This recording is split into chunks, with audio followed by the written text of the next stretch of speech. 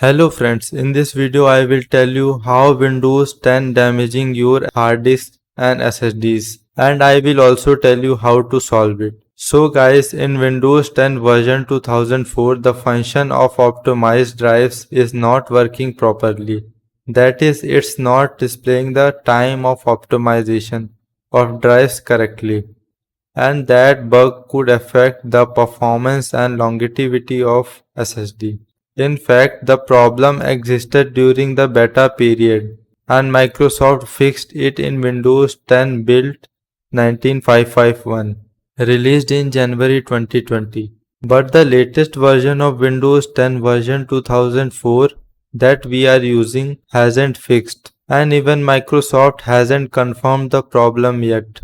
But that optimization problem affecting our SSD performance and longevity. Normally the drive record the time of optimization. Microsoft designed to perform automatic weekly or monthly optimizations, and after each optimization the system records last optimization time. But because of a bug in Windows 10 version 2004, the system cannot record optimization time. So it doesn't know when the system was optimized last time.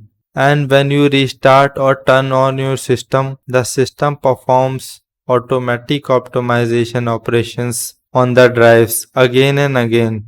However, SSD don't need such optimization, and due to regular optimization of drives on every restart or turn on, it will damage your drive's performance and longevity. Optimization is to organize or compress data to free up space, and defragmentation is a mechanical hard disk, also known as disk age technology, which is designed to organize files scattered across different tracks to speed up timings. And the lifetime of a flash particles is limited, and each defragmentation is like a lifetime of flash particles, which can also affect disk read and write performance.